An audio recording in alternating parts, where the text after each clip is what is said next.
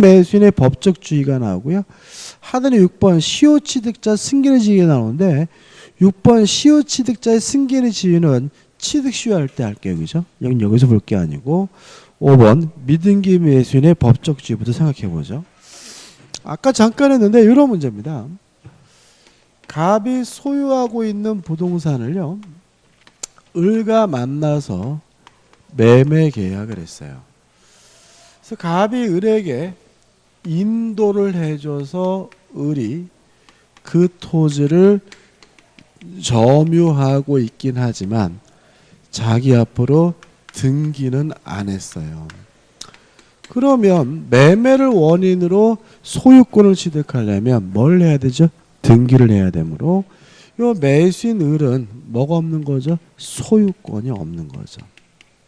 다만 매매 계약을 하고 대금을 지급했다면 이전 등기해달라고 요구할 수 있는 뭐가 있는 거죠? 등기 청구권이 있는데 이 등기 청구권은 물권적 청구권이 아니라 채권적 청구권이겠죠. 왜요? 소유권, 물권이 없으니까요. 자, 물권적 청구권은 소멸시효 걸리지 않습니다. 다만 채권적 청구권은 뭐에 걸리냐면 소멸시효 걸리거든요. 근데 문제 소멸시효가 뭐냐면 권리를 행사하지 않고 방치하면 권리 자체가 소멸되는 제도가 뭐냐면 소멸시효예요. 따라서 소멸시효 걸리려면 권리를 행사하지 않고 뭐하고 있어야 돼요? 방치하고 있어야 되거든요. 근데 우리 판례는 매수인이 인도받아서 점유를 계속하고 있다면 이 사람은 계속해서 자신의 권리를 행사하고 있는 것이므로 요 등기 청구권이 채권적 청구권이지만 뭐에 걸리지 않아요? 소멸시효 걸리지 않는다라고 판시하고 있고요. 그뿐만 아니라 점유를 계속하는 것만 권리 행사냐? 아니다.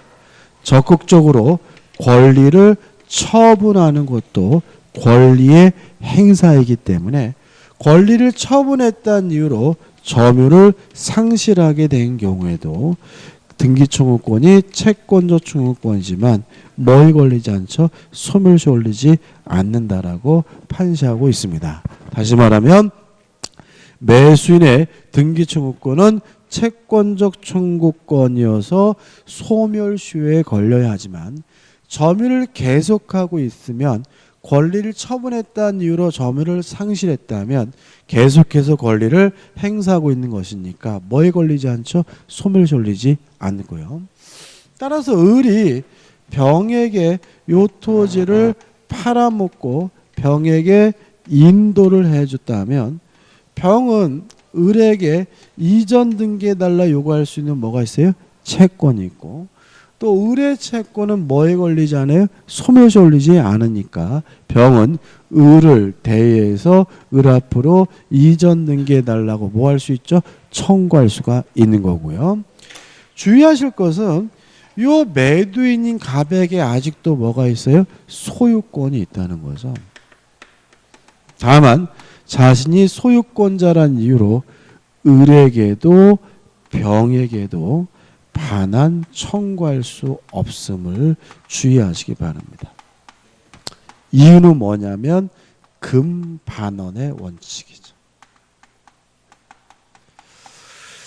자, 갑이 스스로 팔고 인도를 해준 후에 이제 와서 내 땅이니까 내놔라라고 요구하는 것은 명백히 반대되는 언행이기 때문에 뭐 되지 않아요? 허용되지 않는다까지 기억해 두시기 바랍니다. 끝입니다. 그 다음 우측에 보시면 이제 부동산 등기에서 뭐가 나오냐면 가등기가 나오고 있죠. 이 가등기에 대해서도 시험 문제가 잘 나오니까 좀 주의하셔야 돼요. 일단 정리부터 먼저 해보면 가등기가 이루어지면 그 가등기 자체만으로는 아무런 효과가 없습니다. 따라서 가등기가 됐다 그래서 물건이 변동되는 것도 아니고요. 또 가등기가 이루어졌다 그래서 추정력이 인정되는 것도 아니고요.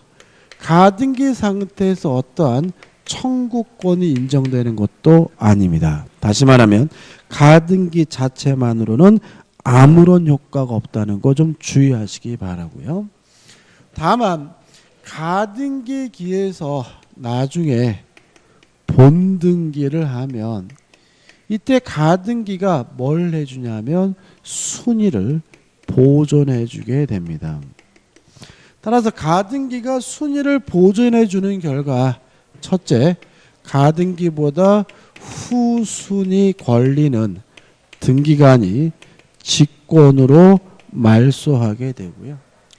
또 후순위 권리는 직권으로 말소가 되기 때문에 가등기에 기한 본등기 청구의 상대방은 현재 소유자가 아니라 가등기 당시 소유자임을 주의하시기 바라고요. 마지막으로 가등기에 기한 본등기라면 물건을 취득하는 시기는 본등기 시다. 다시 말하면 물건 취득 시기가 과거로 뭐 되는 건 아니에요. 소급되는 것은 아님을 잊지 마시기 바랍니다. 자, 예를 들면 이런 거죠. 자, 갑이 을에게요.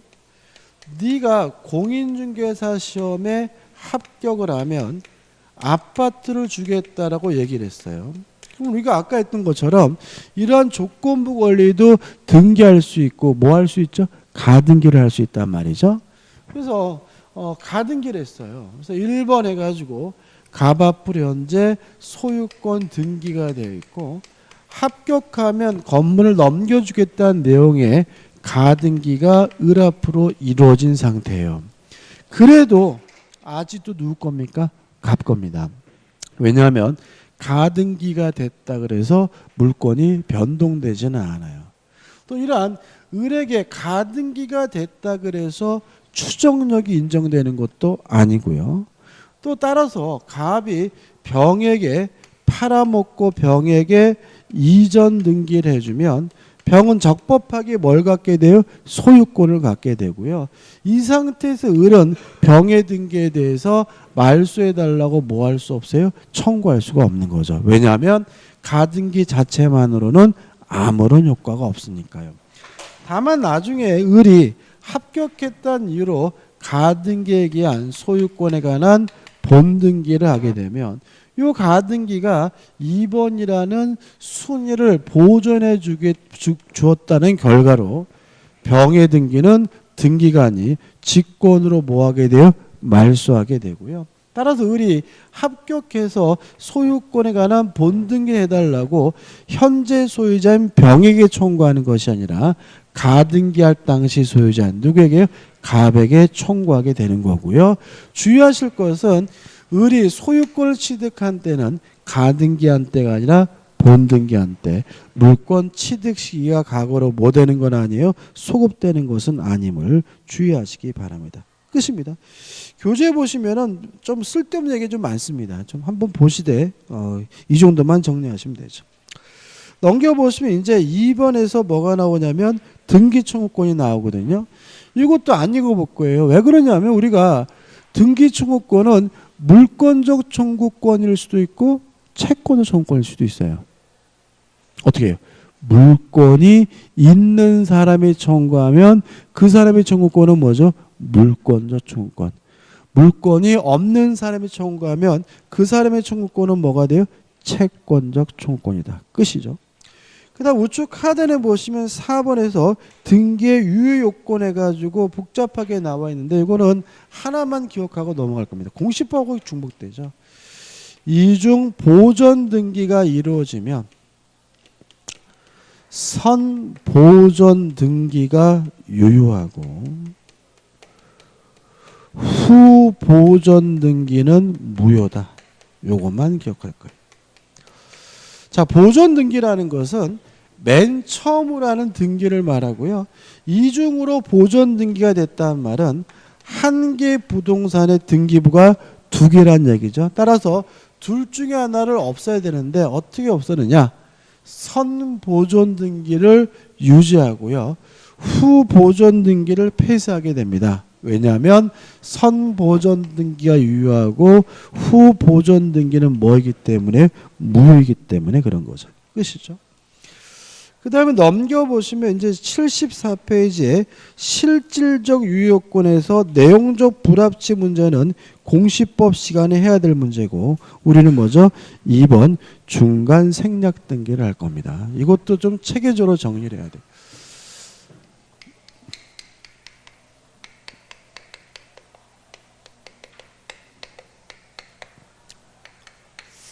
원칙 유효합니다. 자, 왜 유효하냐면 두 가지 이유가 있어요. 첫째, 중간 생략 등기를 금지하는 부동산 등기 특별조치법은 단속 규정이죠. 따라서 하다 걸리면 처벌은 받지만 등기 자체는 뭐예요? 유효하고요. 또 중간 생략 등기는 왜 하냐면 세금 안 내려고 하는 거거든요. 세금 회피는 인간 본성에 바르니까 뭐 하지 않죠? 반사회적이지도 않죠. 따라서 반사회적이지도 않고 금지하고 있는 그 규정 자체가 단속 규정이기 때문에 중간 생략 등기는 원칙적으로 뭐한 거죠? 유효한 거죠. 다만 이런 중간 생략 등기가 예외적으로 무효가 되는 경우가 있다. 언제냐면 토지거래 허가구역이죠. 만약에 토지거래 허가구역 내에서 중간 생략 등기가 이루어졌다면 중간 생략 등기는 뭐가 돼요? 무효가 된다. 이거 저번 주에 했습니다. 유동적 무효할 때, 그죠? 자, 이걸 깔고 가는 겁니다, 그죠? 그 다음에 교재에 나와 있는 게 뭐냐면 세 번째인데 아직 등기가 안 돼 있어요. 그럼 어떻게 할 것이냐에 대해서 우리 원칙부터 생각해보면 원칙. 중간자를 대위해서 등기를 청구해야 되는 것이 원칙이다. 꼭 그래야 되느냐? 이 문제에 대해서 우리 판례는 전원의 합의가 존재한다면 대위하지 않고 직접 이전 등기해 줄 것을 청구하는 것도 가능하다까지가 이게 전부입니다. 요것만 정리하면 돼요. 자, 한번 생각해 보자고요. 자, 이런 얘기거든요. 자, 갑이 소유하고 있는 A 토지를요, 을에게 팔았어요. 팔았는데 을이 또다시 병에게 팔았거든요. 이걸 우리가 뭐죠? 전매라고 하죠. 근데 만약에 갑에서 병으로 직접 등기가 이루어졌다면 이 등기를 우리가 뭐죠? 중간 생략 등기라고 하고 중간 생략 등기는 원칙적으로 뭐죠? 유효한 거죠. 다만 이 중간 생략 등기가 이루어진 지역이 토지거래 허가 구역 내라면 그때는 뭐가 돼요? 무효가 되고요. 그 다음에 여기서는 또 문제 풀 때 생각해 볼 것은 뭐냐면 이렇게 그림을 그리고 나서 보니까 이거하고 유사하죠. 여기서 만약에 갑에서 병으로 직접 등기가 이루어지면 이게 뭐가 돼요? 중간 생략 등기가 되거든요. 그래서 실제로는 중간 생략 등기하고 등기하지 않은 매수인의 법적 지위하고 같이 짬뽕이 돼서 문제가 나와요. 무슨 말 아시겠죠? 그죠? 왜냐하면 이게 한번 뭐죠? 중간 생략 등기니까요. 근데 아직 등기가 안 돼 있어요. 그럼 아까 말씀드린 것처럼 병도 어차피 이전 등기해달라고 요구할 수 있는 뭐만 있어요? 채권만 있는 상태니까 갑에게 직접 이전 등기해달라고 청구할 수는 없고 중간자 을을 대의해서 등기해달라고 청구를 해서 을 앞으로 등기라고 이전 등기를 받아야 소유권을 취득하는 것이 뭐죠? 원칙인데 항상 뭐부터 기억하는 거예요? 원칙부터. 근데 만약에 갑, 을, 병 전원의 합의가 있다면 굳이 대의하지 않고요. 병이 갑에게 직접 이전 등기해달라고 청구하는 것도 뭐죠? 가능하다는 것이 판례 입장이다. 끝인 거죠. 그 다음 우측에 보시면 3번 실제 등기 원인에 의해 격려된 등기는 유효하다. 다른 등기 원인 의미 없고 4번 무효 등기 유용 가능하거든요. 교재 보시면 복잡하게 나와 있는데 좀 적어보면은 무효 등기 유용에 대해서 첫째, 권리에 관한 등기는 유용하는 것이 가능하고요. 다만 소급하지 않습니다. 제3자의 권리를 침해할 수는 없습니다. 교재 나와 있는 내용이죠. 근데 유의하실 것은 뭐냐면 사실에 관한 등기는 유용할 수가 없다는 거 기억해 두시기 바랍니다. 자, 교재에 나와 있는 얘기는 이런 얘기입니다. 한번 생각해 보세요. 을이 갑에게 1억을 빌려주고 1억 채권을 남부하기 위해서 갑 앞으로 뭐가 되냐면 저당권 설정 등기가 됐어요. 근데 갑이 을에게 돈을 갚았어요. 갚으면 변제하면 채권이 소멸하고 채권이 없으면 저당권도 뭐가 돼요? 소멸되니까 이 저당권 등기는 뭐가 되죠? 무효인 등기가 되죠. 근데 나중에 시간이 흘러서 을이 또다시 갑에게 1억 원을 빌려주고 저당권을 설정하려고 보니까 전에 썼던 그 저당권 등기가 아직 남아있어요. 이것을 재활용할 수 있느냐? 재활용 유용하는 거 뭐죠? 가능하다. 다만 누구의 권리는요? 제3자의 권리는 뭐 할 수 없어요? 침해할 수 없고 그 효과가 과거로 뭐 되는 건 아니에요? 소급되는 건 아니죠. 따라서 저당권, 지상권, 전세권과 같은 권리에 관한 등기는 유용하는 것이 뭐예요? 가능한 거죠. 근데 이런 건 안 됩니다. 자, 갑이 건물을 소유하고 있어요. 그러면 이 건물에 관한 등기부, 보존 등기부가 있겠죠. 근데 갑이 이 건물을 철거하고 또다시 건물을 새롭게 신축했어요. 이랬을 때 그 전 건물에 관한 보존 등기를 새로운 건물로 유용할 수 있느냐? 이거는 안 되는 거예요. 왜냐하면 이거는 뭐가 바뀐 거예요? 건물이 바뀐 거죠. 건물이 바뀐 거잖아요. 다시 말하면 이거는 사실에 관한 등기 문제입니다. 다시 말하면 권리가 잘못된 게 아니라 뭐가요? 사실, 권리가 바뀐 것이니까 이러한 등기에 대해서는 유용할 수가 없다는 것이 판례 입장이라는 거 기억해 두시기 바랍니다. 그 다음에 5번 해가지고 등기에 뭐가 나오죠? 추정력이 나옵니다. 좀 보고 설명을 드리도록 하겠습니다. 설명을 드리고 볼게요. 추정력은 좀 중요해요. 시험에 잘 나옵니다. 그래서 아마 시간 관계에서 오늘은 이 추정력까지만 할게요. 추정력까지만 하고 다음 주에 혼동부터 볼 겁니다.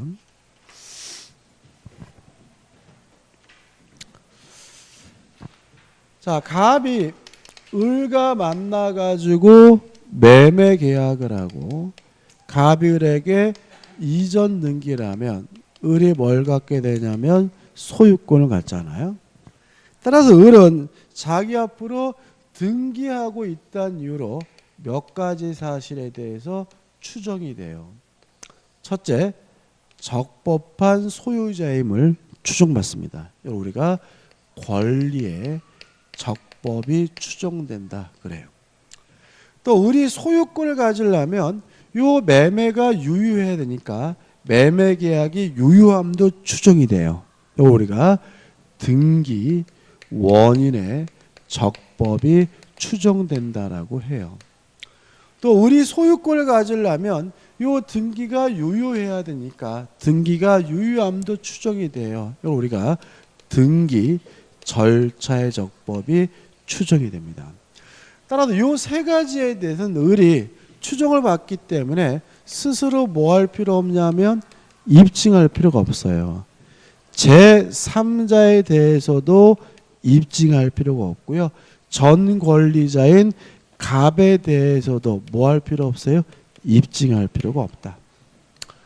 그 다음에 유의하실 것은 이러한 추정이 계속 유지되는 것이 아니라 추정이 깨지는 경우가 있죠. 여기서 조심할 것은 뭐냐면 추정이 깨졌다는 말은 등기가 무효라는 말이 아니라 추정된다는 말은 입증할 필요가 없다는 얘기니까 추정이 깨졌다는 말은 스스로 뭘 해야 돼요? 입증을 해야 된다는 얘기인데 언제 추정이 깨지느냐? 첫째, 반증이 존재하면 추정이 깨집니다. 반대 입증이 추정이 깨지는 거죠. 두 번째, 사망한 사람 허무인으로부터 존재하지 않는 사람으로부터 이전 등기가 됐다면 추정이 뭐죠? 깨집니다. 세 번째, 보존 등기 전에 소유자가 존재한다는 사실이 입증이 되면 그때는 추정이 깨집니다. 따라서 이런 일이 발생하게 되면 왜 그런 일이 발생했는지에 대해서 등기 명의는 적극적으로 입증을 해야 되고요. 마지막으로 이러한 사유가 있으면 추정이 깨지게 되는데, 다만 이러한 등기가 각종 특별 조치법에 따라서 이루어진 등기라면 이러한 사유가 생기더라도 추정이 깨지지 않고 유지가 된다는 것이 우리 판례 입장이라는 것까지 기억해 두시면 돼요. 이게 전부거든요. 자, 교재를 좀 볼게요. 자, 5번 등기 추정력 해가지고 1. 소유권 이전 등기 추정력 해가지고 처음에 나온 내용은 요 세 가지가 추정이 되는데, 요 추정은 제3자에 대해서뿐만 아니라 전 권리자에게도 인정된다.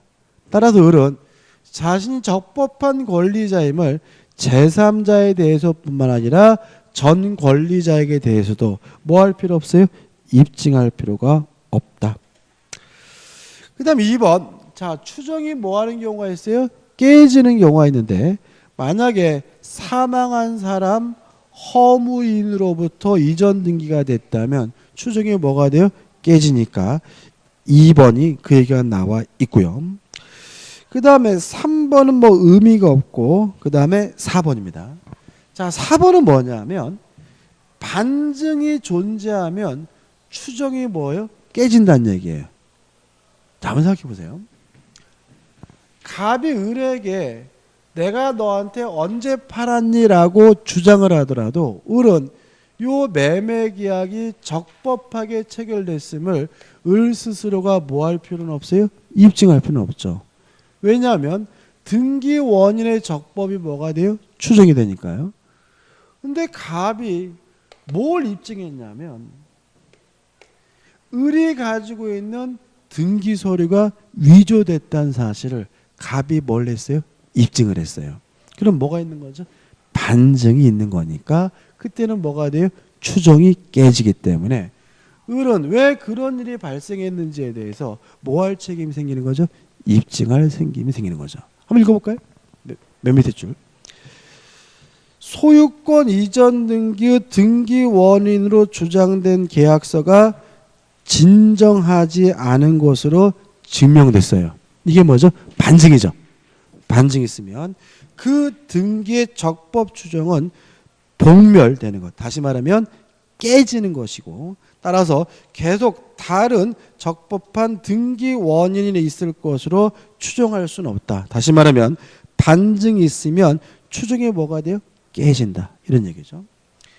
그 다음에 5번입니다. 자, 이게 뭐냐면 등기 원인의 적법도 뭐가 돼요? 추정이 되잖아요. 그러면 매매가 원인이면 요 매매 계약이 유효하며 뭐가 돼요? 추정이 되는데, 요 매매 계약이 대리인을 통해서 이루어졌어요. 그러면 매매 계약이 유효하려면 대리권이 존재해야 되겠죠.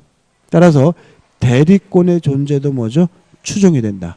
왜냐하면 등기 원인의 적법이 뭐가 되기 때문에 추정이 되기 때문에. 6번은 의미가 없죠. 그 다음에 2번 소유권 보전 등기 추정은 요겁니다. 보전 등기 전에 뭐가 있어요? 소유자가 존재한다면 추정이 뭐가 돼요? 깨져요. 자, 한번 생각해 보자고요. 건물을 신축하는 것은 법률행위가 아니에요. 사실행위죠. 따라서 등기 없이 신축자가 소유권을 가져요. 언제요? 기둥과 외벽과 지붕이 만들어지는 순간 신축자는 등기 없이 뭘 가져요? 소유권을 갖죠. 자, 그럼 교재 한번 읽어볼게요. 이 소유권 보전 등기 추정력 해가지고 소유권 보존 등기는 등기 명인에게 소유권 보존이 되어 있다는 사실만으로 추정되고 거래 당사자 사이의 권리 변동사에 추정이 한다. 따라서 보존 등기가 원시 취득에 의한 것이 아니라고 것이 증명되면 그러면 보존 등기 전에 뭐가 있다는 얘기예요? 소유자가 있다는 얘기죠. 그때는 뭐예요? 추정이 깨진다.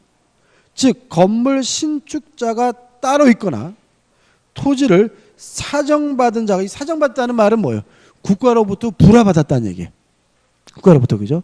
이것도 이게 과거에는 의사주의 법제화였기 때문에 그 사정받으면 등기 없이 뭘 갖냐면 소유권을 가져요. 그래서 근데 보존 등기한 사람이 따로 있다는 얘기니까 결국은 보존 등기 전에 뭐가 있어요? 소유자가 있다면 추정이 뭐가 돼요? 깨진다. 이런 얘기죠.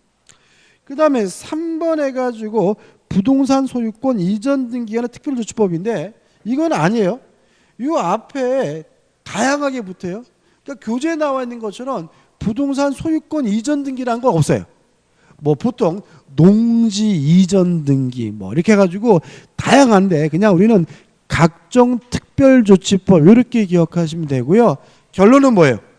이러한 사유가 있으면 추정이 뭐예요? 깨져야 되는 것이 원칙이지만 각종 특별조치법에 의한 등기가 이루어진 경우는 추정이 깨지지 않고 뭐가 돼요? 유지가 된다. 꼭 기억해 두시기 바랍니다. 그런 내용이니까 한번 보시면 바래요. 그 다음에 4번 마지막에 요거죠. 가등기 자체만으로는 아무런 효과가 없으므로 가등기했다 그래서 뭐가 인정되는 건 아니에요. 추정력이 인정되는 것도 아니라는 것까지 기억해 두시면 되겠죠. 여기까지고요. 여기까지 하죠. 그죠? 다음 주에 이제 혼동부터 하도록 하겠습니다. 요약집을 하니까 진도가 빨리 나가니까 좋네요. 그죠? 자, 오늘 수고 많으셨습니다. 고맙습니다.